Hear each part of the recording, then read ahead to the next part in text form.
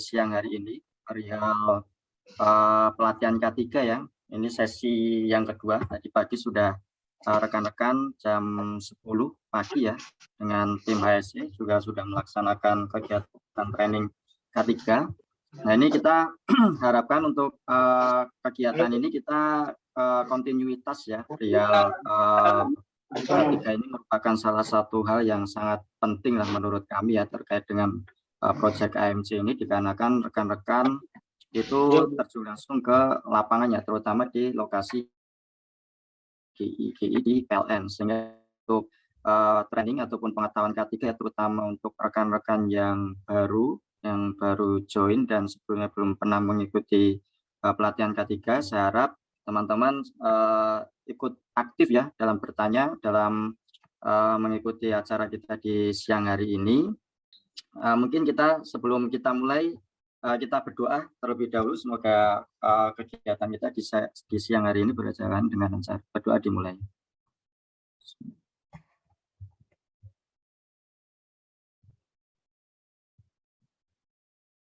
Amin. Berdoa selesai. Untuk menyingkat waktu dari Mbak Anissa, bisa kita mulai saja untuk kegiatan trainingnya. Saya persilahkan. Baik, terima kasih Mas Dharma atas kesempatannya untuk bisa menjadi pemateri ya untuk safety induction terhadap rekan-rekan pada siang ini. Jadi di sesi kedua ini ya, untuk teman-teman dari mitra, ini sebenarnya mitra HPI ya. Jadi saya ucapkan juga selamat datang untuk rekan-rekan sekalian. Jadi di sini nanti kita sharing pengetahuan aja ya. Untuk pengetahuan mengenai K3, mengenai bahaya-bahaya, dan kita sedikit menyinggung tentang kelistrikan, karena kita bekerja di ketenaga listrikan. Lalu mungkin nanti di akhir ini bisa dipersilahkan jika ada yang ingin bertanya, kita diskusi saja. Oke, saya izin untuk share screen.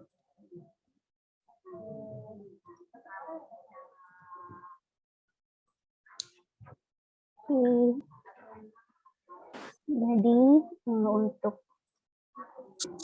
sebelumnya mungkin perkenalan dulu ya. Saya Anissa atau bisa dipanggil Ica. Di sini saya dari tim HSE Pusat bersama dengan Pak Anggara, Pak Rangga, serta Bu Rika. Nah, untuk materi pada hari ini yaitu mungkin perkenalan mengenai K3, di mana mungkin K3 itu bukan suatu hal yang asing lagi ya terhadap rekan-rekan, karena di setiap tempat kerja, di setiap pekerjaan ini selalu ada namanya K3. Nah, mungkin juga di setiap tempat kerja ini selalu ada slogan atau poster selalu mengutamakan K3 atau bekerja dalam safety. Nah, itu adalah hal-hal terkait K3 yang wajib ya kita terapkan di tempat kerja. Nah, apa sih K3? Mungkin rekan-rekan sekali lagi ini tidak asing dengan K3, di mana K3 itu selalu berhubungan, selalu terkait dengan segala pekerjaan ataupun tempat kerja kita.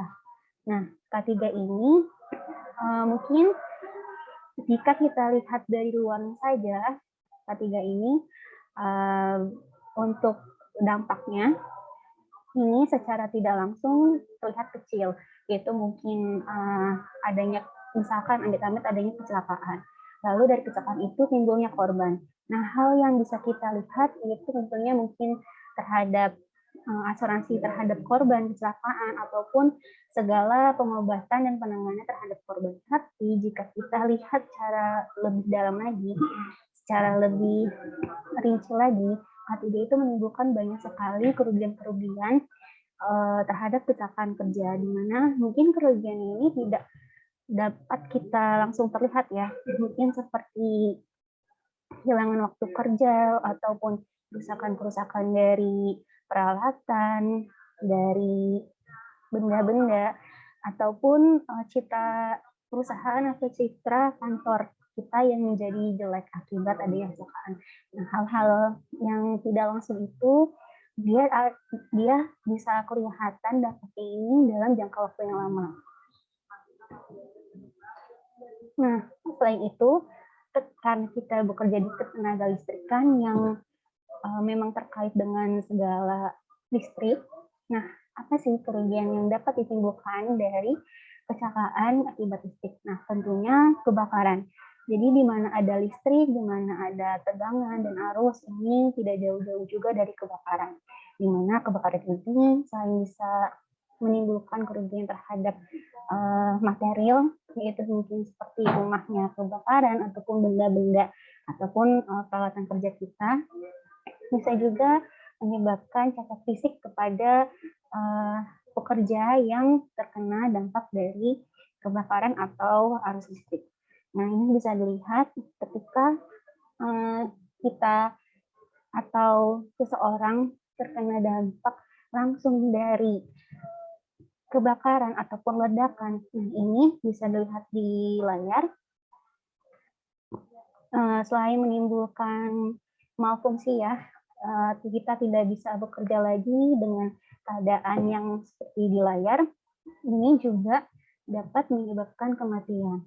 Nah, jadi itu mungkin dasar-dasar mengapa kita harus lebih aware, lebih peduli terhadap K3.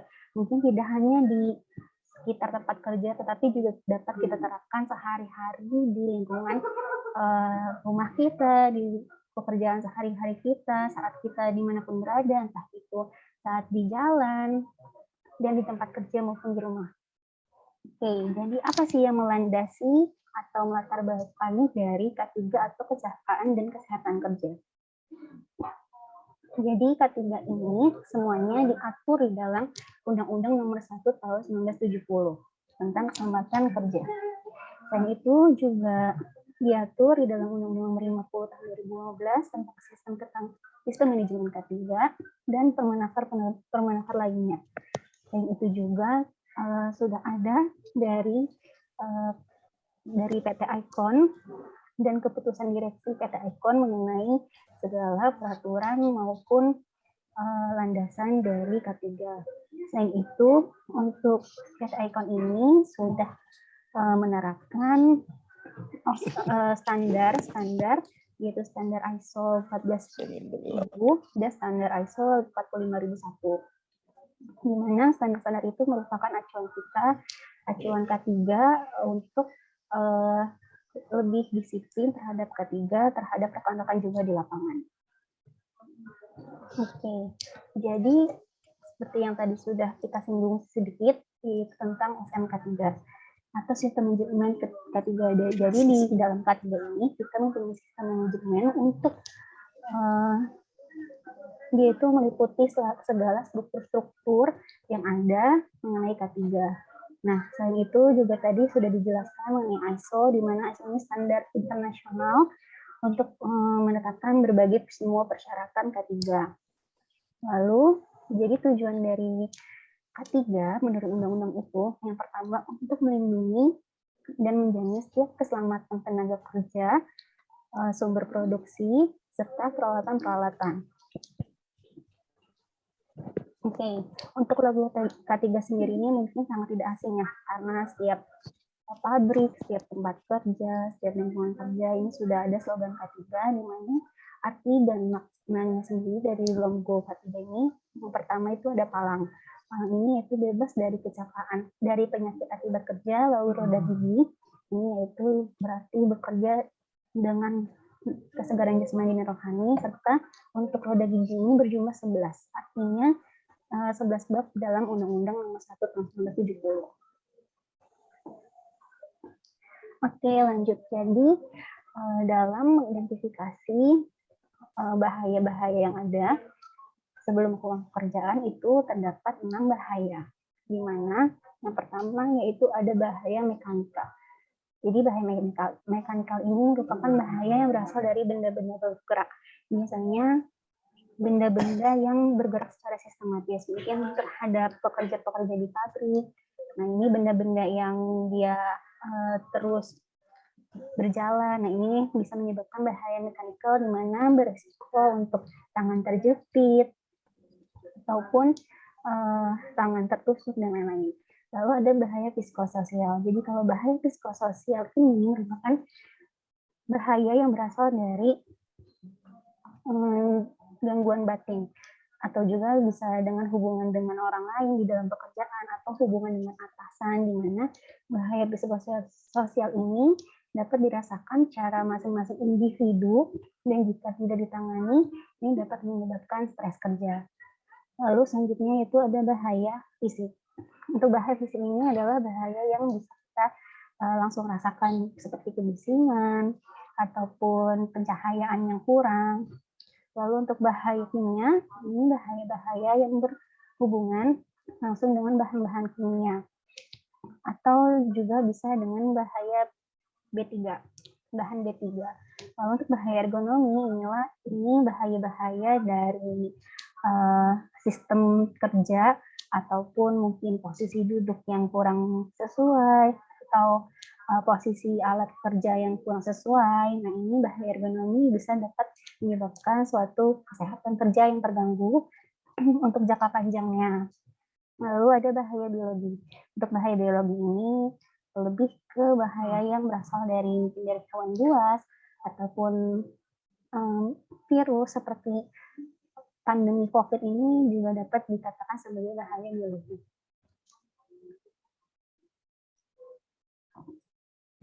Lalu untuk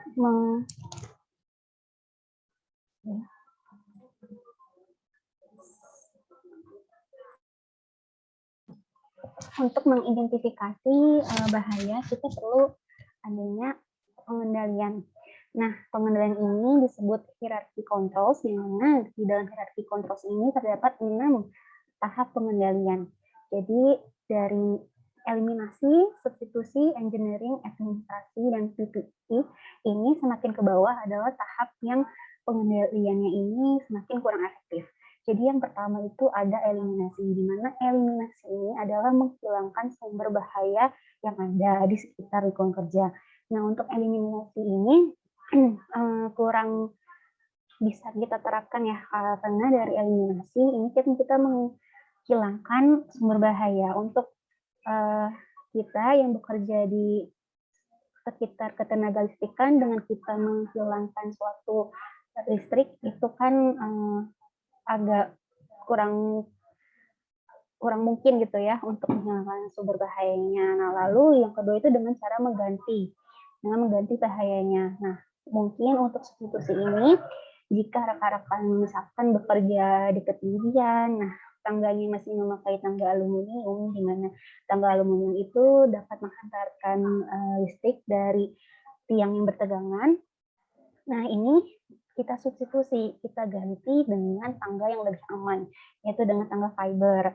Lalu ada engineering. Jadi kalau engineering ini kita merekayasa suatu rekayasa teknik untuk meminimalisir adanya suatu bahaya, yaitu contohnya dengan mengisolasi bahaya. Misalkan ada bahaya kabel yang terkelupas. Nah, ini kabel ini kita isolasi dengan bahan isolator lainnya, di mana bahan isolator itu menjadi suatu pengendalian engineering controls. Lalu bisa juga saat bekerja di dalam ruangan, lalu ventilasinya kurang, nah ini ditambahkan exhaust. Nah, exhaust ini sebagai engineering controls.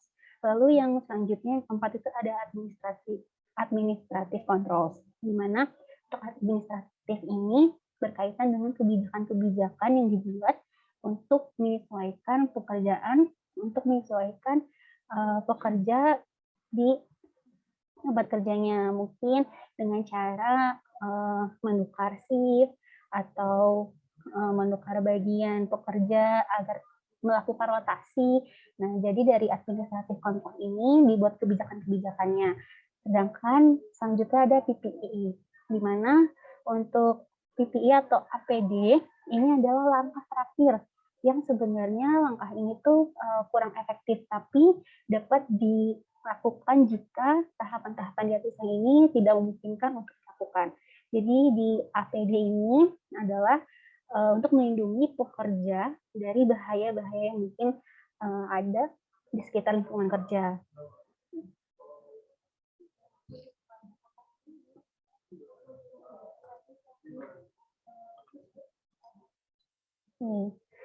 Lalu jika kita ngomong tentang K3, kita juga harus tahu istilah-istilah yang ada di dalam K3. Jadi yang pertama itu ada insiden. Insiden adalah suatu kejadian yang berkaitan dengan pekerjaan, di mana insiden ini adalah kejadian yang kita tidak duga, kejadian yang tiba-tiba yang dapat menyebabkan kematian. Nah, kalau aksiden ini adalah insiden yang dia tuh belum menimbulkan kerugian, tetapi dapat menimbulkan suatu cedera. Kalau asset action itu adalah tindakan kita. Tindakan kita yang dapat menyebabkan kecelakaan. Contohnya dapat dilihat untuk asset action ini, yaitu tidak memakai APD, lalu merokok, atau menaruh peralatan kerja yang tidak rapi, sehingga dapat menyebabkan kita tersandung. Lalu mungkin kita memaksakan bekerja dalam kondisi tidak fit. Nah, ini adalah tingkah kita, perilaku kita yang tidak aman. Lalu kalau untuk unsafe condition, ini adalah kondisi di lapangan pekerjaan yang dapat membahayakan kita ataupun orang lain di sekitar kita. Nah, untuk contohnya dari unsafe condition ini yaitu cuaca terik atau cuaca hujan, lalu juga jalanan yang tidak rata ketika kita ingin menaruh tangga untuk bekerja di ketinggian, ataupun kebisingan, bekerja di samping jalan raya. Nah, itu adalah contoh unsafe condition. Kalau near miss adalah suatu kejadian yang hampir dapat menyebabkan suatu kecelakaan. Oke, jadi ini contoh untuk kecelakaan kerja di tahun 2017 dan 2018 ini menghasilkan bahwa jika kecelakaan kerja di PLN ini masih tinggi yang disebabkan karena jatuh dari ketinggian dan tersengat listrik, di mana dominan ini tersengat listrik, dan dampaknya dari tersengat listrik atau jatuh dari ketinggian ini yaitu sebanyak 14% ini meninggal dunia dan sisanya luka parah. Dan untuk korbannya ini lebih banyak dominan dari mitra kerja daripada pegawai PLN itu sendiri. Nah, dari kecelakaan kerja ini makanya perlu diatur suatu sistem manajemen K3 untuk meminimalisir kita dalam menghadapi suatu kecelakaan kerja. Di mana untuk K3 ini kita lebih ke preventif, jadi lebih ke pencegahan dan pencegahan gitu, karena jika sudah terjadi suatu insiden itu tidak bisa kita perbaiki karena sudah menimbulkan suatu kerugian dan korban, melainkan hanya bisa kita cegah. Lalu selanjutnya kita bahas mengenai listrik. Jadi di arus listrik atau tegangan listrik ini tidak bisa kita lihat arusnya, tidak juga berbau dan tidak ada bunyinya. Tapi dia bisa menyebabkan silent death atau dapat menyebabkan kematian. Lalu sistem kelistrikan, di mana kelistrikan ini ada pembangkit, ada transmisi tenaga listriknya, lalu ada distribusi serta pemanfaat yang sampai ke konsumen. Oke, ini untuk saluran tegangan yang mungkin sudah tidak asing ya, kita bisa lihat sehari-hari di jalanan maupun di area PLN.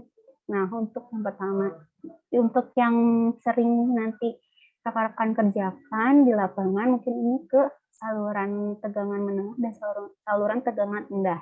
Tapi jika rekan-rekan ini kerja di gardu induk ya, mungkin ini lebih ke SOTP ya.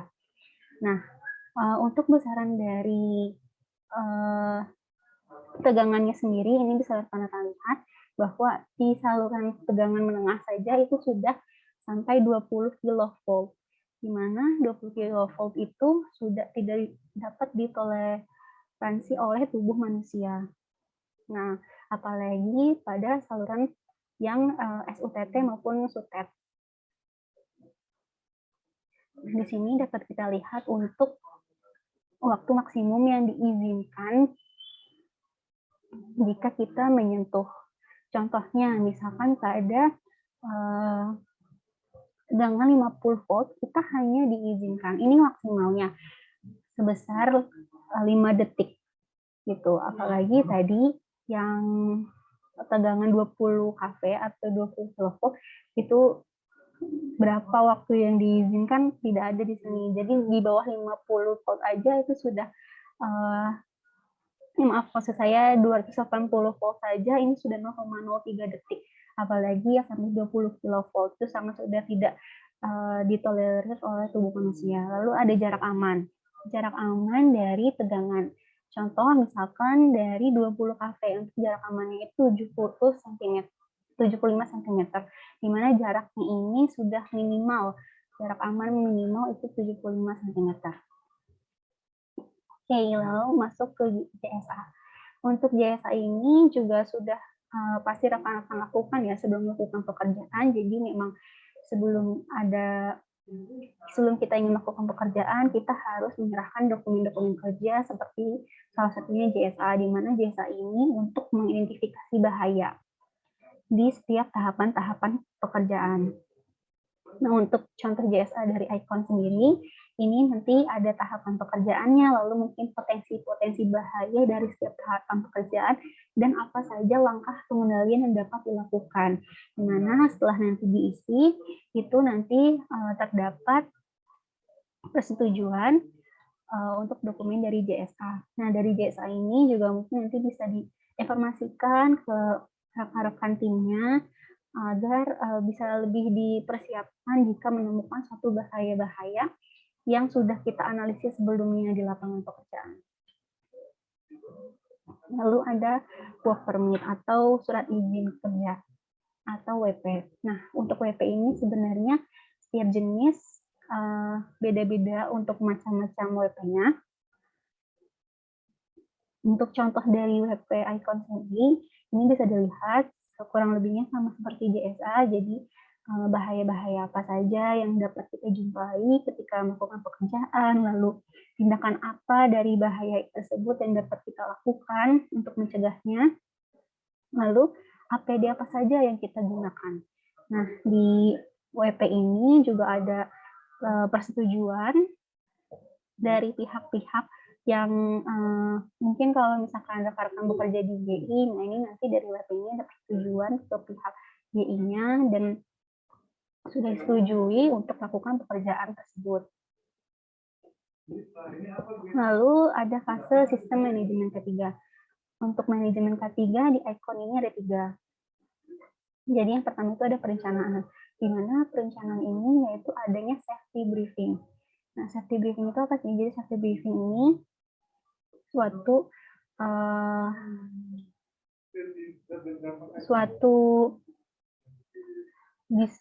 ajang diskusi atau tempat diskusi atau tempat untuk kita mempersiapkan segala mungkin APD ataupun dokumen kerja ataupun diskusi-diskusi mengenai progres pekerjaan yang akan lakukan. Nah, untuk safety briefing ini terdapat beberapa alurnya, di mana safety briefing ini dibuka oleh tim leader ataupun pengawas K3 dari masing-masing tim. Nah, untuk setelah pembukaan, untuk poin-poin yang harus ada di safety briefing ini, itu yang pertama melakukan pengecekan kesehatan tim. Jadi dipastikan bahwa rekan-rekan di dalam setiap tim ini siap dan dalam kondisi yang fit untuk melakukan pekerjaan. Jangan sampai ada yang memaksakan jika merasa bahwa tubuhnya ini kurang fit, karena dapat menyebabkan extra action jika nanti rekan-rekan paksakan di lapangan. Lalu yang kedua, dijelaskan kembali mengenai progres pekerjaan yang akan dilakukan di hari itu, di mana dalam penjelasan progres pekerjaan ini disebutkan juga mengenai apa sih potensi-potensi bahaya yang nanti dapat rekan-rekan jumpai, lalu bagaimana sih solusi atau tindakan dari potensi bahaya tersebut. Dan tadi di dokumen JSA ini kan sudah ada ya, di dokumen JSA maupun WP ini sudah ada juga mengenai bahaya-bahaya dan tahapan pengendaliannya. Nah, ini bisa diinformasikan lagi, bisa dijelaskan lagi ke rekan-rekan tim. Lalu juga di safety briefing ini dilakukan pengecekan dari APD maupun tools kerja. Jadi dilakukan pengecekan apakah APD ataupun tools kerja ini dalam kondisi yang layak digunakan atau tidak, seperti itu. Dan safety briefing ini juga bisa tidak harus formal ya. Jadi safety briefing ini bisa diskusi aja dari tim leader ataupun pengawas ketiga karena rekan-rekan timnya. Mungkin jika ada suatu asset action maupun asset condition di hari sebelumnya, nah ini bisa disebutkan lagi, dijelaskan lagi di safety briefing hari itu, dan dibuat suatu solusi gitu agar tidak terulang kembali temuan-temuan di hari sebelumnya.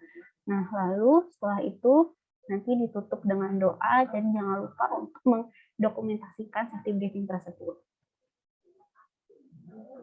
Untuk safety briefing tersebut wajib ya untuk dilakukan kepada semua rekan-rekan sebelum melakukan pekerjaan.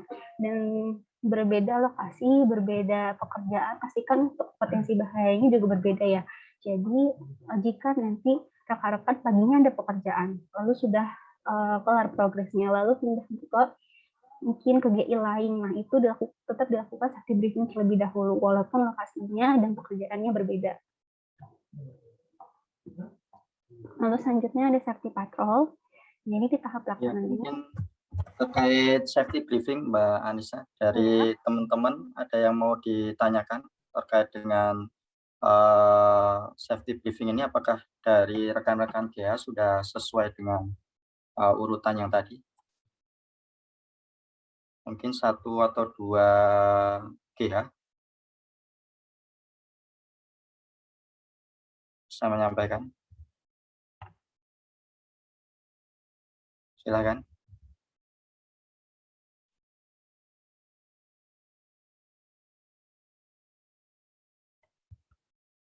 Mungkin untuk safety briefing pasti sudah dilakukan ya oleh rekan-rekan sebelum pekerjaan mungkin, tapi untuk poin-poin penjelasannya ini agak sedikit berbeda terhadap rekan-rekan. Nah, mungkin bisa diinformasikan apa saja yang sudah rekan-rekan atau biasanya rekan-rekan lakukan setelah safety briefing, biar kita juga sama-sama tahu gitu seperti apa sih safety briefing yang dilakukan rekan-rekan selama ini. Mas Aji, bisa dibantu?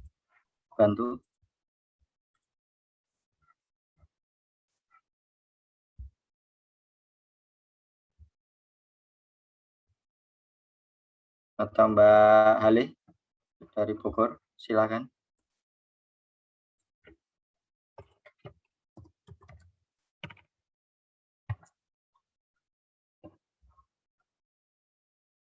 Halo.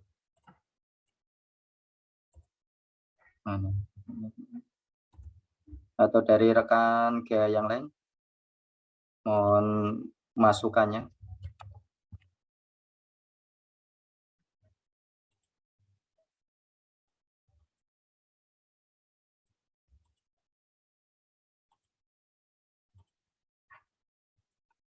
Ayo.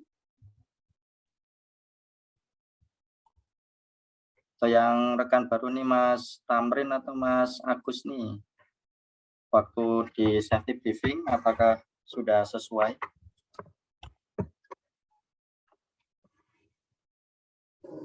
Untuk Jokerto udah sesuai Pak. Terkait dengan checklist kelengkapan APD, terus alat atau tools yang akan dibawa, atau terutama kalau untuk yang CSA ini kan di working permit ya biasanya ya untuk pengisiannya ya. Iya Pak.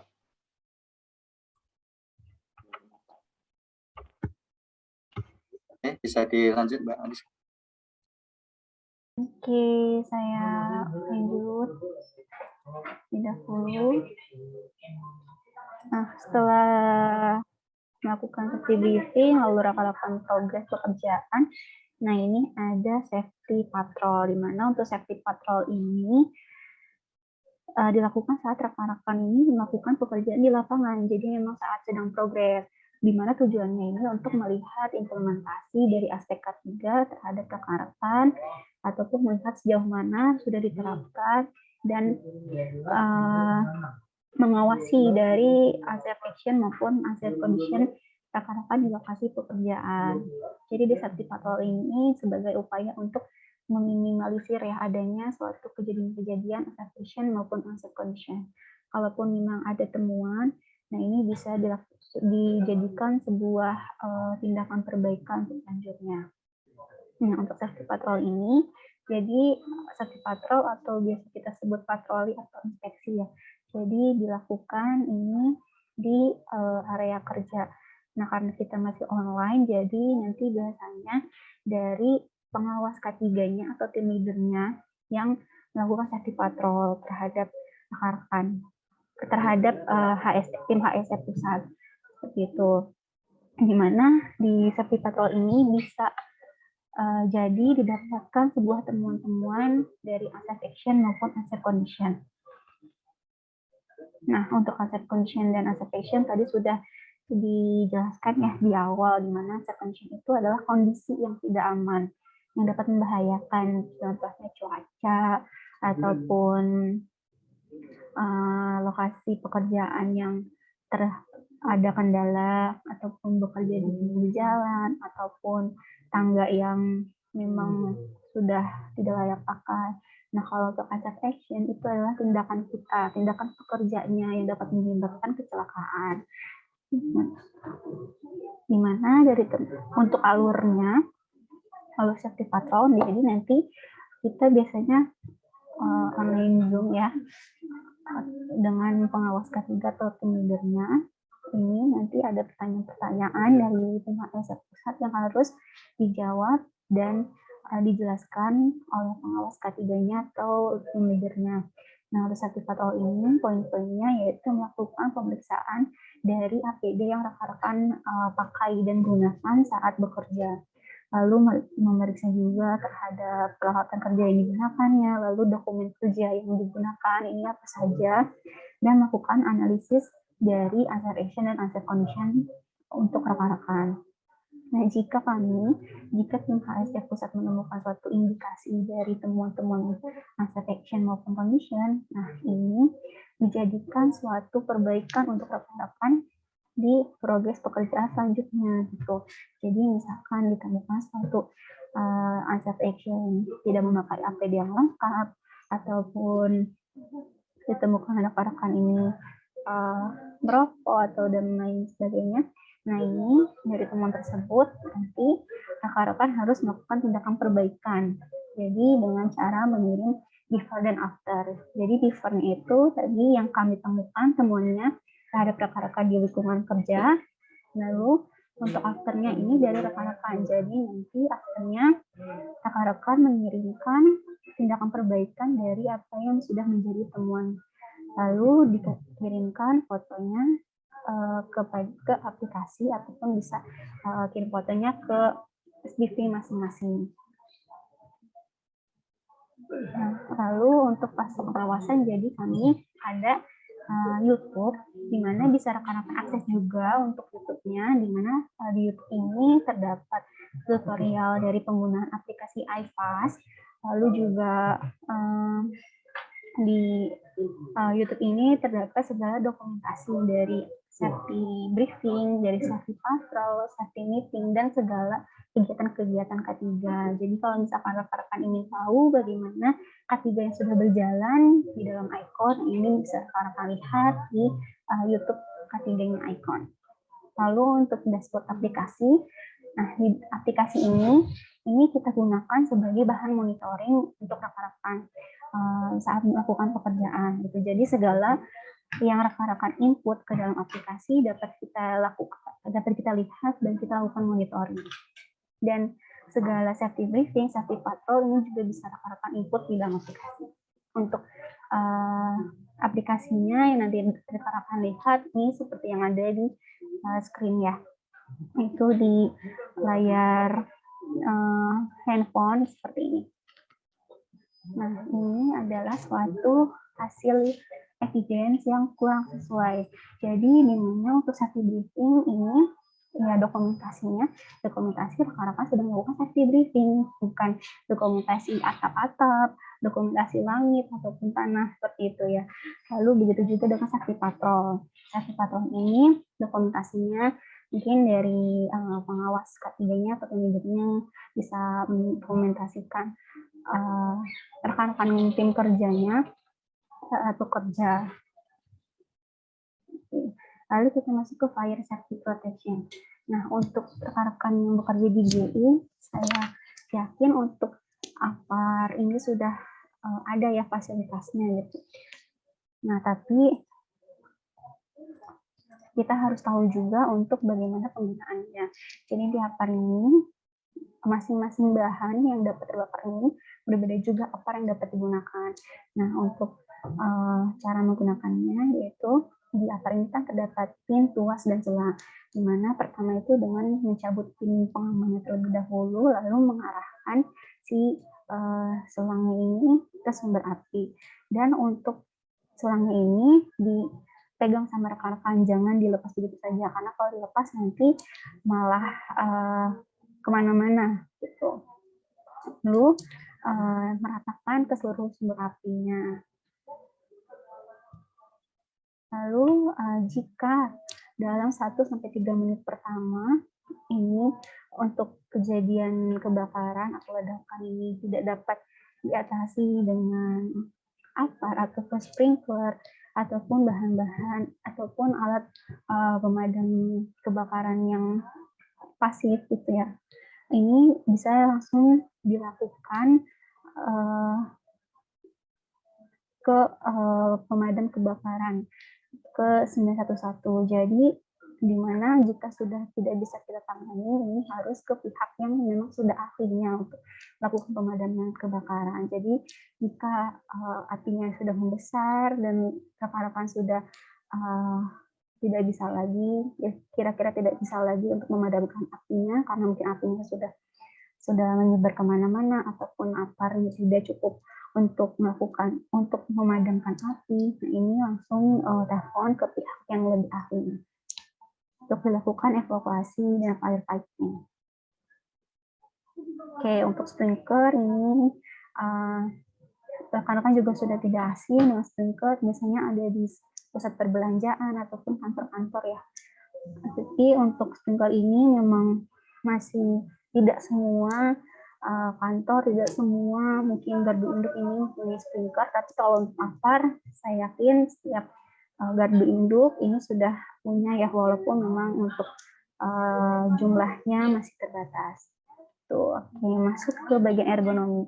Jadi di dalam ergonomi untuk rekan-rekan yang pekerjaannya on desk atau di depan laptop, ya ini harus memastikan postur tubuh yang baik ketika kita bekerja di depan laptop atau komputer, dengan memastikan jarak antara rekan-rekan terhadap layar komputer ini sekitar 40-75 cm, lalu memastikan bahwa cahaya ini cukup, tidak terlalu terang ataupun tidak terlalu gelap, lalu memastikan posisi duduk yang aman, yang nyaman. Itu dengan tidak terlalu bungkuk untuk postur tubuhnya, bisa lihat di sebelah kiri di layar. Lalu juga untuk posisi tangan terhadap mouse ini dipastikan lurus ya, agar tidak pegal gitu ataupun menyebabkan tangan jadi sakit. Lalu dipastikan juga bahwa teman-teman ini melakukan stretching atau peregangan setiap 15 menit atau 20 menit. Ataupun juga rekan-rekan bisa diselingi ya, jadi setiap 20 menit ini rekan-rekan yang berjalan, mengambil minum, ataupun setidaknya peregangan agar otot-otot kita ini tidak menjadi kaku karena kelamaan duduk dan kelamaan melihat layar komputer. Karena jika kita menerapkan posisi duduk yang kurang benar, kurang sesuai, memaksakan posisi duduk yang sebenarnya kita sudah merasa sakit gitu ya badannya, tapi dipaksakan. Nah, ini dapat menyebabkan penyakit akibat kerja seperti low back pain atau sakit pinggang, sakit bahu atau leher pegel, mata menjadi iritasi karena menatap layar laptop terus-menerus, lalu bisa juga dapat menyebabkan stres kerja. Nah, stres kerja ini sebenarnya itu tuh semua orang bisa dapat merasakan stres kerja, walaupun ada sebagian orang yang tidak menyadari kalau terkena stres kerja, di mana stres kerja ini dapat diakibatkan dari beban kerja yang terlalu rendah ataupun terlalu banyak, lalu hubungan antar rekan kerja, hubungan antar atasan yang kurang baik, ataupun adanya deadline pekerjaan atau target pekerjaan yang tidak dapat kita kelarkan. Lalu ada langkah untuk kita bisa memanajemen stres di tempat kerja. Jadi dengan cara menyeimbangkan pekerjaan dengan kehidupan sosial kita. Jadi dengan menerapkan work-life balance.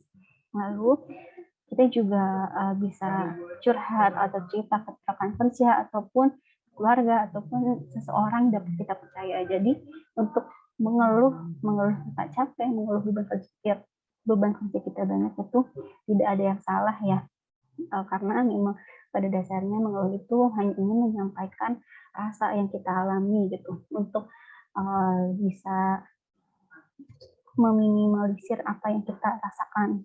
Nah, lalu bisa juga dengan menyeimbangkan hobi rekan-rekan. Jadi mungkin jika rekan-rekan hobi main bola, nah mungkin saat weekend atau saat libur ini rekan-rekan bisa sempatkan main bola ataupun berenang dan lain sebagainya. Lalu jangan lupa juga untuk tidur yang cukup dan makan makanan yang bergizi. Nah, lalu ada pertolongan pertama atau P3 pada penanganan korban shock maupun penanggulangan pendarahan luar. Jadi untuk P3 ini bukan P3 pada korban tersengat listrik, jadi lebih ke korban shock dan pendarahan luar yang bisa rekan-rekan lihat di layar. Nah, lalu untuk penyakit akibat kerja, ini kurang lebihnya sama seperti tadi yang rekan-rekan lihat ya, untuk penyakit akibat kerja akibat ergonomi atau posisi duduk yang salah. Nah, ini bisa juga disebabkan karena faktor-faktor lain. Mungkin bisa dengan selalu melakukan pekerjaan yang berulang tanpa istirahat yang cukup. Nah, ini bisa yang menyebabkan gangguan otot dan tulang seperti low back tadi ataupun sakit leher, sakit pinggang. Lalu jika rekan-rekan juga bekerja di suatu pekerjaan yang mengharuskan bersentuhan langsung dengan barang-barang yang kita tidak tahu barang-barang tersebut ada virus atau bakteri apapun, nah ini bisa juga dapat menyebabkan suatu infeksi. Lalu juga jika amit-amitnya ada pekerja yang tersengat arus listrik, ini dapat menyebabkan kerusakan saraf otak bahkan kematian. Lalu juga jika teman-teman bekerja di sekitar area kebisingan, nah ini dapat menyebabkan kelainan pendengaran ataupun faktor-faktor lain yang dapat menyebabkan penyakit mata dan penyakit kulit. Nah, oleh karena itu diperlukan suatu budaya kesehatan kerja dengan cara 5R, yaitu ringkas, rapi, resik, rawat, dan rajin. Nah, untuk kesimpulannya dari 5R ini dengan kita tuh memilih barang yang diperlukan atau tidak, lalu setelah melakukan pekerjaan ini dibersihkan kembali, dirapikan kembali untuk segala peralatan kerja, lalu membersihkan juga tempat kerja dari semua debu-debu agar tidak ada debu-debu yang dapat masuk ke dalam tubuh kita. Lalu untuk pekerjaan ketinggian, nah mungkin rekan-rekan ini lebih banyak pekerjaan ke GI ya, tapi jika nanti sewaktu-waktu ada pekerjaan di lapangan yang membutuhkan ketinggian di tiang listrik, nah ini memastikan bahwa saat melakukan pekerjaan ketinggian ini dalam kondisi yang aman, dengan memastikan tangganya yang digunakan adalah tangga fiber ataupun tangga yang sudah dimodifikasi isolator, jadi tidak dapat menghantarkan arus listrik. Lalu memastikan juga bahwa tiang yang nanti akan dinaiki ini tidak dalam keadaan yang lembat, lalu memastikan bahwa APD dan peralatan kerja yang digunakan ini sudah sesuai, dan memastikan bahwa tiang listrik ini tidak dalam keadaan yang induksi gitu. Jadi dengan melakukan pengecekan tegangan terlebih dahulu, ini mungkin berlaku tidak pada pekerjaan di sekitar tiang listrik aja ya, tapi juga ketika rekan bekerja di sekitar area ketenaga listrikan, di mana untuk gardu ini kan juga dia di sekelilingnya, walaupun kita tidak langsung bekerja di listrik, tadi kan sekitar kita banyak listrikannya, itu bisa dilakukan pengecekan tegangan terlebih dahulu dengan alat test pen gitu untuk memastikan bahwa memang benar-benar tidak ada industriality. Lalu untuk jarak aman sendiri dari tiang tegangan menengah ke saluran udara telekomunikasi kita yaitu sekitar 2,5 cm, di mana untuk jarak dari tiang tegangan rendah ke saluran telekomunikasi kita yaitu sekitar 1 cm. Itu adalah jarak minimal, jarak aman yang harus rekan-rekan lakukan, rekan-rekan patuhi saat melakukan pekerjaan, karena itu sudah standarnya. Dan memang nanti kalau ditemukan suatu indikasi ataupun suatu kejadian yang mungkin tiangnya ini pendek atau jaraknya ini tidak sesuai, nah ini bisa rekan-rekan koordinasikan langsung ke pihak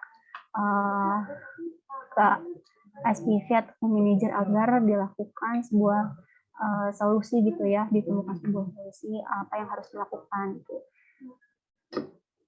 Nah, ini ada 3 points contact saat menggunakan tangga. Jika rekan-rekan melakukan pekerjaan ketinggian dengan tangga, yang bisa rekan-rekan lihat. Dan selain kita mengutamakan K3, kita juga harus menerapkan pola hidup bersih di tempat kerja dengan mencuci tangan, karena juga kita masih masuk masa pandemi ya, walaupun mungkin kasusnya tidak semeningkat yang kemarin-kemarin, tetapi karena kasus COVID juga masih bertambah ya, walaupun tidak se-ekstrim yang kemarin. Nah, ini diharapkan rekan-rekan juga masih menerapkan protokol kesehatan dan memakai masker, apalagi kalau misalkan rekan-rekan bekerja di dalam ruangan. Nah, ini untuk di dalam ruangan ini kan untuk tingkat penularannya ini lebih tinggi ya resikonya dibandingkan dengan rekan-rekan yang melakukan pekerjaan di lapangan. Nah, oleh sebab itu masih dianjurkan untuk melakukan menerapkan protokol kesehatan, lalu membuang sampah pada tempatnya, berolahraga, dan menggunakan APD. Nah, untuk APD yang rekan-rekan gunakan, ini standarnya itu ada safety helm, rompi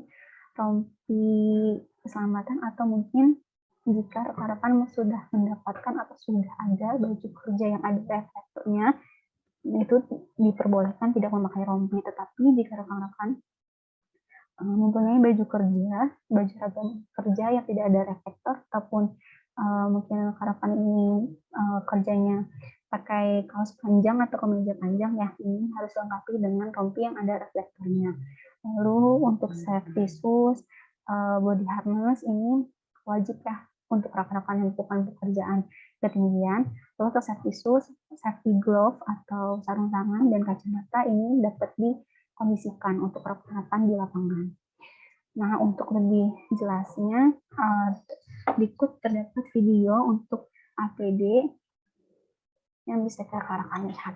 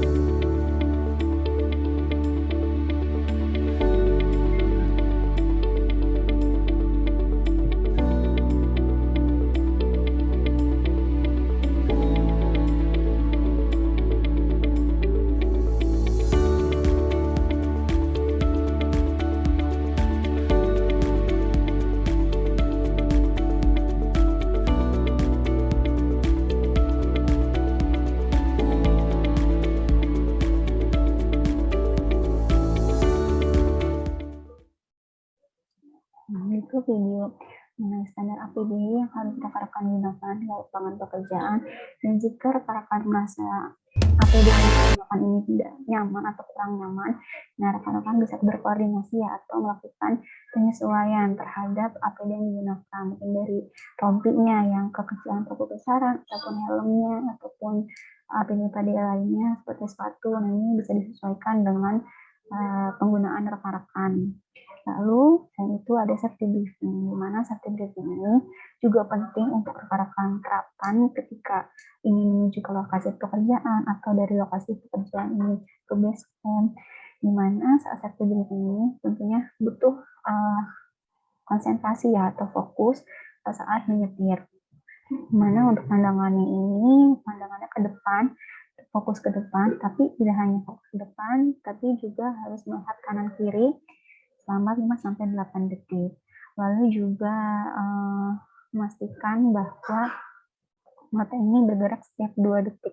Dan kalau memang rekan-rekan merasa bahwa rekan-rekan mengantuk atau mungkin pusing atau dan lain sebagainya, ini bisa tukeran untuk menjadi supirnya.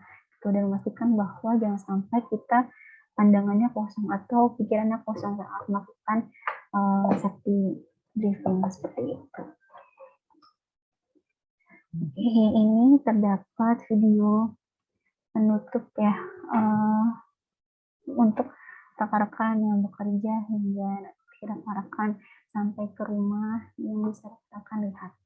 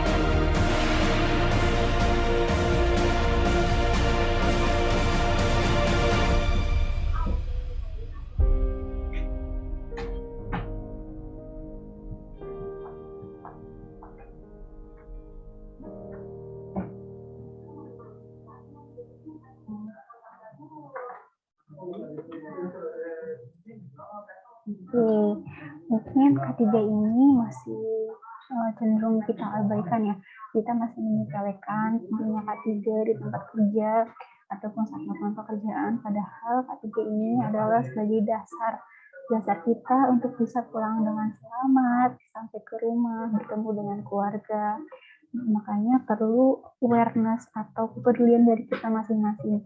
Mungkin bagi sebagian orang masih ada saja yang menganggap remeh K3 dan menganggap dan menyepelekan K3 gitu ya. Nah, tapi dari diri kita masing-masing ini harus kita timbulkan kepedulian. Walaupun mungkin masih ada saja tingkah kita yang dapat meremehkan K3 gitu ya, maksudnya tidak kepentingan K3, nah, tapi kita coba, kita pelan-pelan, kita sama-sama saling mengingatkan satu sama lain terkait pentingnya K3, teruntuk untuk tim leader ataupun pengawas K3 yang memang tugasnya ini mengawasi pekerjaan rekan-rekan timnya, baik dalam aspek K3 ataupun pekerjaan, agar rekan-rekan di timnya ini bekerja dengan selamat dan sehat. Itu karena kita berangkat bekerja dengan selamat, dengan aman, dan sehat, dan kita juga pulang bekerja dengan selamat, sehat, dan aman juga sampai ke rumah. Mungkin itu saja untuk materi hari ini. Mungkin bisa kita lanjut ya ke sesi diskusi, atau jika ingin ada yang bertanya dipersilahkan. Terima kasih Mbak Anissa. Silahkan buat rekan-rekan untuk bertanya. Kita buka sesi untuk tanya jawab sampai 3:30 ya untuk agendanya. Silakan.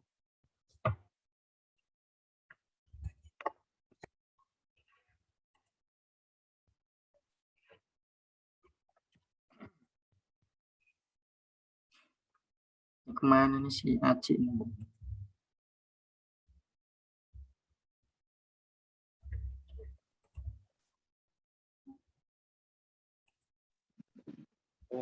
Saya Didit, Jakban. Silakan Mas Didit. Ya. Ingin bertanya mungkin kepada teman-teman FS, mungkin kepada PTI ya. Kan pernah melakukan pekerjaan jointer kabel fiber optik ya. Seingat saya itu idealnya pengamannya pakai sarung tangan, karena fiber optik itu mengandung pecahan kaca ya, bisa masuk ke dalam kulit.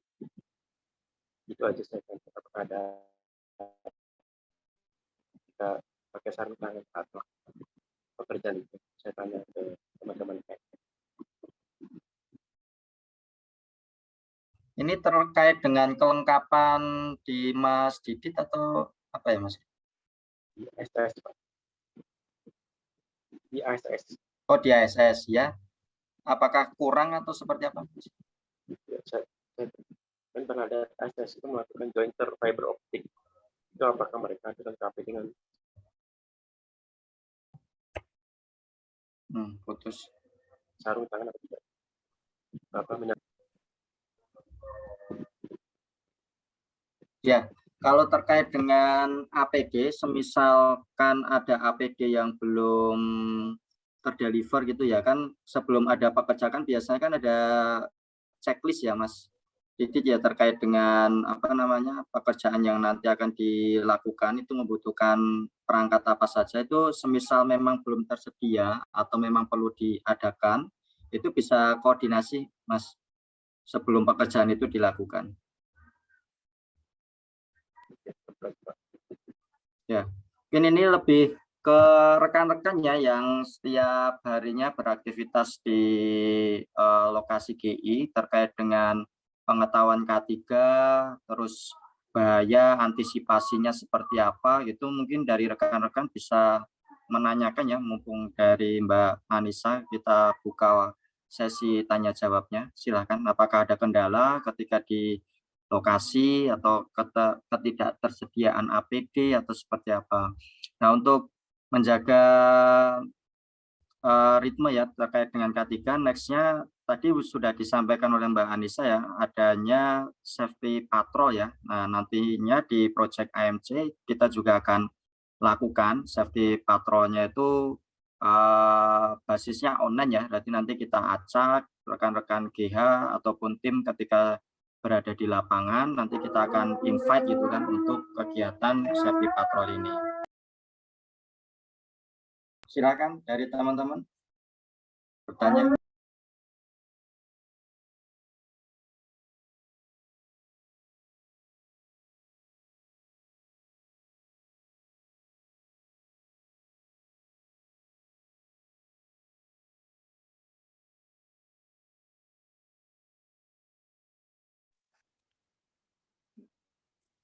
Permisi Pak, mau izin tanya. Ya, Mas. Apa namanya kalau misalnya pekerjaan ini kan kita punya, yang saat ini kan pekerjaan ada yang telekomunikasi sama power supply. Untuk apa namanya, menurut ibunya itu pekerjaan itu lebih aman itu pengawas K3 itu bekerja secara serial atau paralel. Kalau yang serial itu jadi ketika di satu tempat kita mengerjakan semua tim itu ditaruh di satu ruangan, atau kita pecah tim itu untuk pengawas pekerjaannya itu mobile. Jadi kadang ke ruangan telekomunikasi, terus habis itu lanjut ke ruangan ACDC. Kalau menurut standar K3-nya itu seperti apa ya baiknya? Karena apa namanya, terkadang itu kalau misalnya pekerjaannya memang banyak gitu, apa kadang dibuat paralel supaya mengefisiensi waktu seperti itu. Oke. Baik, terima kasih Mas Ahmad. Mas Ahmad ya. Ya, untuk pengawas ketiga ini berarti tidak di setiap tim ini tidak tentu ada pengawas ketiga ya Mas. Jadi pengawas ketiga ini untuk beberapa tim ya. Satu tim tapi apa namanya dipecah gitu, di split. Jadi apa namanya dipecah timnya, misalnya ada 5. Nah, pengawas ketiga yang 2 anggota di ruangan telekomunikasi, yang 2 anggota di ruangan ACDC seperti itu. Oke. Power Baik. supply. Oke. Baik. Jadi kalau misalkan memang timnya dipecah ya, seharusnya lebih baik jika memang satu tim, maksudnya satu lokasi pekerjaan ini ada pengawas ketiganya. Nah, tapi kalau misalkan memang satu tim ini di-split ya, dipecah untuk ada yang di bagian ACDC ataupun di bagian lain, mungkin bisa dilakukan paralel ya Mas. Tetapi lebih baik lagi kalau misalkan dari satu tim ini 5 orang, ada 2 orang di bagian A, misalkan 3 orang di bagian B. Nah, walaupun dari pengawas ketiganya ini paralel ya, dari ke bagian A dan bagian B, tetapi kan namanya suatu risiko kecelakaan, risiko terjadinya suatu kecelakaan atau bahaya ini kan tidak bisa kita prediksi ya waktunya kapan, apakah bisa terjadinya atau ada bahayanya saat pengawas ketiganya ada atau pengawas ketiganya ini tidak ada. Jadi disarankan juga jika memang satu tim ini dipecah bagiannya ya, misalkan jadi 2 orang dan 3 orang. Nah, ini di masing-masing bagian ini ada yang bisa dititipkan juga mengenai jadi pengawasnya. Bukan jadi pengawas, maksudnya bisa ikut mengawasi juga gitu. Walaupun misalkan nanti si pengawas ketiganya ini lagi di bagian B. Nah, di bagian A ini walaupun dia 2 orang, tapi ada 1 orang yang dia ditugaskan untuk jadi menitip lah istilahnya, pengawas ketiganya ini menitip ke salah satu orang ini untuk dilakukan pengawasan juga terhadap pekerjaan dari si bagian A seperti itu. Jadi kalau misalkan nanti ada apa-apa atau ada risiko bahaya di bagian A, nah dari satu orang ini bisa mengkoordinasikan ke pengawas ketiganya agar nanti pengawas ketiganya ini langsung ke bagian A atau bagaimana. Jadi tetap harus ada masing-masing yang bertugas untuk menjadi koordinasi ke pengawas ketiganya. Seperti itu sih Mas Ahmad. Siap Bu, terima kasih. Sama-sama. Ya, ada lagi yang ingin bertanya atau mungkin diskusi jika rekan-rekan kemarin menemukan kendala ya saat bekerja di GI, atau kita sharing-sharing aja mungkin. Gitu, silahkan.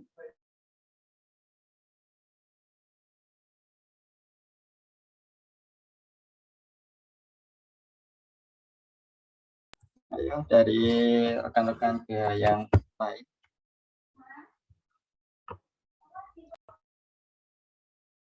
Teman-teman personil teknisi juga boleh tanyakan. NOC, ASS. Silakan.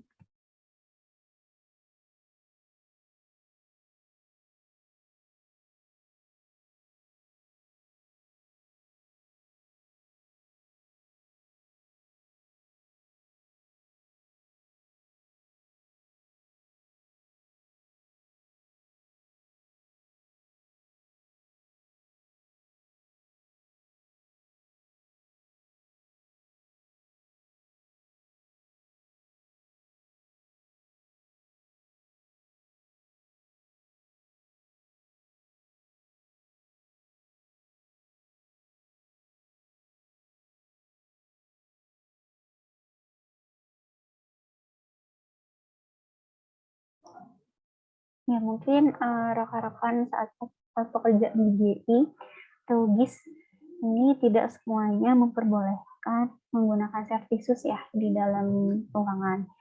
Nah, ini dikondisikan saja memang jika dari peraturan GI atau GIS yang tidak memperbolehkan memakai servisus, ya rekan-rekan dikondisikan saja untuk tidak memakai servisus, tetapi dipastikan kembali bahwa memang untuk servisus ini, tidak memakai servisus ini sudah mendapat persetujuan ataupun dari pihak GI-nya atau pihak K3G ini sudah mengetahui gitu ya, karena pasti mereka membuat peraturan tidak menggunakan servisus di dalam GI ini pasti sudah dilakukan analisa juga ya, sudah dilakukan identifikasi bahaya yang ada di dalam GI gitu. Jadi jika tidak menggunakan servisus, pasti mereka sudah mempertimbangkan gitu ya, bahwa bahaya di dalam GI ini tidak menggunakan servisus ini tidak menjadi suatu bahaya ketika melakukan pekerjaan di dalamnya, tapi harus mendapat persetujuan juga, harus dari pihak GI ini tahu kalau misalkan rekan-rekan ini tidak menggunakan servisus. Seperti itu. Jadi dikondisikan saja dengan peraturan yang ada di dalam GI-nya. Gitu. Ayo teman-teman, ada yang ingin bertanya atau diskusi? Tapi Mbak, Ya? Mbak, Ya. untuk masalah safety source itu, kira-kira ada nggak untuk pencegahan? Ya kan nggak semua GI itu selalu kondisinya baik. Kadang kan ada yang lantainya kebuka, itu ada nggak suatu perlengkapan ketiga selain safety shoes? Oke. Makasih Mbak. Ya, sama-sama. Jadi kalau untuk perlengkapan ya APD untuk kita menghindari bahaya seperti lantai kerja terbuka atau lantai licin atau mungkin kabel-kabel yang berserakan gitu ya di lantai. Nah, ini mungkin untuk APD-nya sendiri ini tidak ada mas selain menggunakan safety shoes ataupun safety helmet, rompi dan lain-lain. Tetapi dari APD ini tadi kan tindakan pengendalian itu kan ada 5 ya. Nah, yang terakhir itu kan memang APD gitu kan, suatu alat yang melindungi diri kita. Nah, tapi jika memang APD atau safety shoes ini memang tidak diperbolehkan kita gunakan di dalam GI, nah yang harus kita bisa melakukan pengendalian itu dengan aksi kita, dengan preventif pada action kita. Jika memang ada lantai kerja terbuka, nah ini makanya pentingnya adanya pengawasan, entah itu pengawas K3 ataupun tim leader ataupun seseorang yang memang ditugaskan untuk mengawasi pekerjaan gitu ya. Jadi dilakukan identifikasi dulu. Jadi sebelum melakukan pekerjaan, ini dilihat, disurvei untuk lingkungan kerjanya, mungkin oh ada lantai kerja terbuka atau di situ ada kabel berantakan. Nah ini jadi survei dulu, kita observasi gitu ya. Kita harus tahu dulu di lokasi mana saja memangnya adanya risiko bahaya-bahaya tersebut. Nah setelah kita tahu adanya risiko bahaya tersebut, nah yang bisa kita lakukan adalah dengan mencegahnya, dengan action kita sendiri. Karena untuk APD kan memang sudah peraturan ya untuk safety shoes-nya gitu ya, jika tidak boleh dipakai. Nah untuk APD lain ini, ya selain safety shoes, dengan safety helm. Jadi kalau misalkan amit-amitnya gitu ya, lantai licin terus kita terpleset, nah dengan safety helm ini mengurangi benturan terhadap kepala kita, seperti itu. Jadi untuk APD lain yang digunakan selain safety shoes untuk menghindari bahaya yang ada di dalam ruangan itu seperti tidak ada ya, melainkan action kita sendiri yang bisa kita lakukan dalam mencegahnya. Seperti itu Mas Julian. Baik, makasih Mbak. Ya, sama-sama. Karena pasti yang saya bilang untuk pertimbangan dari pihak GI tidak memperbolehkan safety shoes, ini pasti bukan semata-mata hanya karena tidak ingin kotor ya ruangannya gitu. Tetapi pasti sudah mereka rencanakan, pertimbangkan dengan matang-matang kalau misalkan di dalam ruangan ini tidak pakai safety shoes, ini tidak ada bahaya yang terjadi seperti itu. Atau mungkin kalau misalkan rekan-rekan ini jika menemukan GI yang tidak memperbolehkan safety shoes, ini bisa ditanyakan ke pihak K3GI-nya. Kenapa kok tidak boleh memakai safety shoes? Apakah sudah aman jika tidak menggunakan safety shoes seperti itu? Bisa dikoordinasikan kembali. Oke, makasih banyak Mbak. Ya, sama-sama.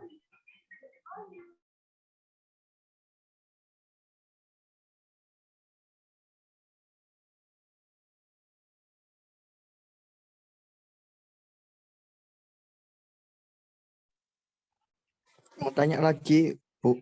Ya, Mas. Kan pengawas K3 itu kan tugasnya mengawasi, dan pernah waktu pelatihan PDL di Bogor itu bahwa pekerjaan kita itu bukan pekerjaan tangan, bahwa pekerjaannya supervisi. Nah, kan tidak mungkin di keadaan kita bekerja itu keadaan itu ideal selalu. Kadang kita juga membantu.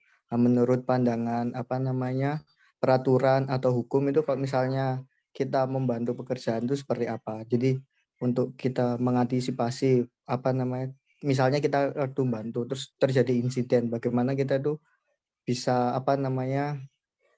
amit-amit terjadi insiden, bagaimana kita bisa bukan melindungi, tapi bagaimana kita bisa tahu berlindung diri dari peraturan itu. Tapi kan kita nggak bisa bekerja secara ideal gitu loh. Maksudnya kita betul-betul supervisi mengawasi engineer bekerja, tapi kan ada waktunya itu kita juga turun tangan untuk bekerja seperti itu. Oke, terima kasih Mas Ahmad pertanyaannya. Jadi sebenarnya fungsi dan tugas dari pengawas K3 ini adalah memang dia mengawasi dari segi K3-nya doang. Jadi untuk pengawas K3 ini berbeda dengan tim leader ya atau pengawas pekerjaan. Jadi pengawas K3 ini sebenarnya dia ada bidangnya sendiri gitu yang memang fokusnya ini mengawasi K3.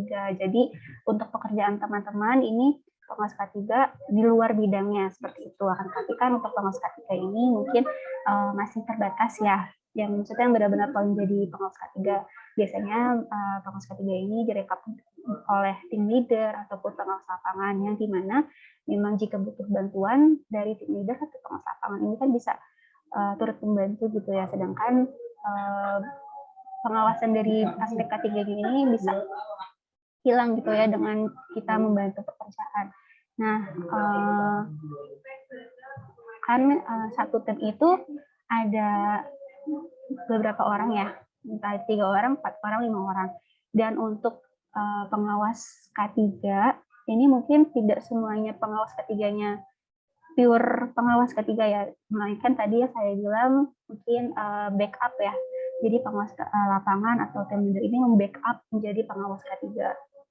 Nah, sebenarnya untuk pengawas K3-nya sendiri ini memang harus benar-benar mengawasi gitu, tidak bisa ikut membantu melakukan pekerjaan karena di luar bidangnya. Tapi kan jika pengawas K3 ini di backup dari pengawas lapangan atau tim leader saat membutuhkan bantuan, nah ini kan jadi tidak ada seseorang yang tugasnya mengawasi gitu ya. Sedangkan nanti kalau ada insiden atau accident itu jadinya tidak akan cenderung terabaikan gitu ya karena tidak ada yang mengawasi. Nah ini di manage aja karena kan satu tim ini tidak mungkin 2 orang doang ya Mas ya, atau bisa 2 orang doang, atau tadi kan kebanyakan 3 orang atau 4 orang. Nah ini di manage. Jadi jangan sampai semua orangnya ini melakukan pekerjaan gitu, walaupun misalkan ada butuh bantuan, nah ini mungkin di manage aja. Jadi jangan semuanya ikut melakukan pekerjaan, tetap harus ada yang mengawasi karena jika nanti adanya suatu insiden atau aksiden itu menjadi tanggung jawabnya seseorang yang menjadi pengawas K3 atau tim leader atau pengawas lapangan yang bertugas membackup menjadi pengawas K3 seperti itu. Jadi kalaupun memang butuh bantuan, ini mungkin bisa koordinasi ke bagian Mas Ahmad jika membutuhkan orang lebih gitu ya, atau mungkin menunggu arahan dari pihak dari manajemen Mas Ahmad gitu jika kita butuh orang nih untuk membantu pekerjaan gitu. Jadi jangan menggunakan seseorang yang tugasnya ini memang menjadi pengawas seperti itu Mas. Karena dasarnya memang seharusnya sudah mempunyai pengawas K3 yang memang dia expert dan ahli dan memang mengurusi hanya di bidang K3 saja seperti itu. Gitu Mas Ahmad, atau bisa dibantu dari Mas Anggara? Silakan Mas Anggara. Baik, Maica. Terima kasih rekan-rekan semua. Konsep pengawas itu sudah ada dan telah disahkan. Seseorang yang paling bertanggung jawab dalam fungsi mengawasi pekerjaan pada skup keselamatan dan kesehatan kerja. Seorang pengawas K3 juga dapat berperan sebagai pengawas lapangan jika di lapangan masih kekurangan orang atau dengan alih-alih efisiensi. Tetapi yang paling terpenting bukan masalah dia bantu atau tidak, tetapi dia orang yang paling bertanggung jawab. Berarti dia yang harus paling bisa mengawasi unsafe condition dan unsafe action yang dilakukan oleh timnya. Dan yang pada akhirnya, jikapun terjadi sesuatu hal yang tidak kita inginkan di lapangan, dia yang harus paling bertanggung jawab dan harus tahu detail kronologis apa yang sudah terjadi. Makanya ini berat. Maka dari itu, secara administratif pun seorang pengawas K3 harus mempunyai standar kompetensi personal tersendiri. Ini secara aturannya gitu. Itu tertera dalam PP 50 tahun 2012. Aturan-aturan itu semua. Dia harus mempunyai sertifikasi kompetensi personal minimal. Ahli K3 umum, ahli K3 lisik, dan lain sebagainya. Coba teman-teman tanyakan ke teman-teman PLN sebagai asset owner. Kalau kami di SBO regional, semua PLN di Indonesia dalam memberikan working permit biasanya mereka menanyakan siapa yang menjadi pengawas K3. Lalu mempunyai standar kompetensi apa yang disyaratkan oleh PLN. Apalagi aset-aset PLN yang akan kita manfaatkan itu masuk ke dalam objek vital. Kita masuk tidak sembarangan masuk. Itu sebagai tindakan preventif. Action agar tidak terjadi sesuatu yang tidak kita inginkan. Lalu cerita selanjutnya dari pengalaman bagaimana Pak proses pengawasan di lapangan yang jauh. Ini salah satu safety patrol yang kita lakukan setiap hari melakukan suatu fungsi pengawasan. Secara fungsi pelaksananya kita awasi, tetapi secara administratifnya seorang pengawas memang harus bertanggung jawab langsung mengawasi di lapangan. Tetapi secara fungsi tugas pengawasannya kami di ASF Pusat melakukan pengawasan dengan cara online safety patrol contohnya. Misalkan Mas Darmo nanti melakukan online safety patrol, online safety briefing itu sebagai fungsi pengawasan. Di luar dari secara administratif harus ada juga seorang pengawas yang hadir di lapangan sebagai fungsi pengawasan. Nah, berapa kali ini ada juga SBO yang bertanya, Pak, boleh nggak bantu-bantu? Boleh, silakan. Karena masalah pekerjaan siapapun bisa saling bantu untuk mencapai target secepat-cepatnya. Tetapi hati-hati, dia harus mempunyai naluri yang sangat tajam terkait unsafe condition dan unsafe action-nya. Ada orang yang mempunyai yang terkedapati unsafe action, aksi yang berbahaya langsung ditegur. Ada orang, ada kira-kira kondisi yang berbahaya di lapangan langsung dihindari dan diinfokan kepada timnya supaya tidak terjadi sesuatu yang tidak kita inginkan. Itu, Mas, teman-teman semua, sedikit banyaknya tentang pengawas K3. Terima kasih ya. Kalau ada pertanyaan lain silakan, diskusi yang lainnya silakan. Mbak Ica, saya kembalikan. Baik, terima kasih Mas Anggara. Semoga sudah terjawab ya Mas Ahmad tadi mengenai pengawas K3.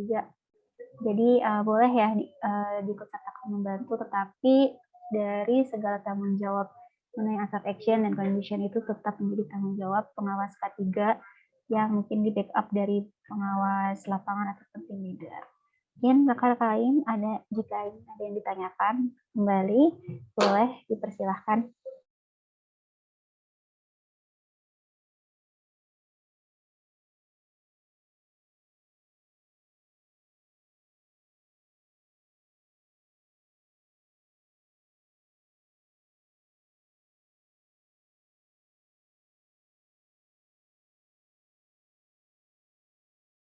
Atau kita cukupkan, Mas Dharma, bagaimana? Dilanjutkan atau dicukupkan? Oke, dari rekan-rekan yang lain sudah 3:30 juga. Jika tidak ada pertanyaan mungkin bisa dicukupkan saja Mbak Anissa. Oke, mungkin sudah tidak ada yang bertanya atau diskusikan ya. Jadi kita cukupkan saja untuk safety induction pada hari ini. Semoga apa yang telah tadi kita sharing-sharing, kita diskusi, apa yang sudah menjadi pertanyaan, dan tadi penyampaian materi ini bisa menambah informasi, bisa menambah pengetahuan kita dan awareness kita terhadap K3. Dan mungkin diharapkan untuk nanti ketika rekan-rekan melakukan progres pekerjaan ini konsisten dalam melakukan safety briefing, lalu juga melakukan pengecekan dari APD ataupun tus kerja, dan konsisten dalam memakai atau menggunakan atau memelihara APD terhadap rekan-rekan saat melakukan pekerjaan. Jadi mungkin itu saja dari saya. Mungkin ada tambahan lagi dari Mas Anggara ataupun Mas Dharma? Cukup, Mbak. Dari Mas Anggara, ada yang Ya. ditambahin? Cukup, Mbak Ica. Terima kasih. Oke, sama-sama. Oke, mungkin bisa kita cukupkan. Terlebihnya mohon maaf untuk materi ataupun safety induction pada hari ini. Wassalamualaikum warahmatullahi wabarakatuh. Waalaikumsalam warahmatullahi wabarakatuh. Terima kasih, jangan Ya, lupa terima kasih Mbak Anissa. Mbak Anissa, sehat. absen kehadiran. Untuk materi selanjutnya nanti kita share ya dari Devi, nanti kita kasih link. Oke, siap. Terima kasih, rekan-rekan. Jangan lupa untuk mengisi absen kehadiran ya di kolom chat. Nanti Siap, Mbak. informasinya bisa Sehat-sehat, Mbak. lewat Mas Dharma. Oke, terima kasih. Saya izin untuk closing-nya.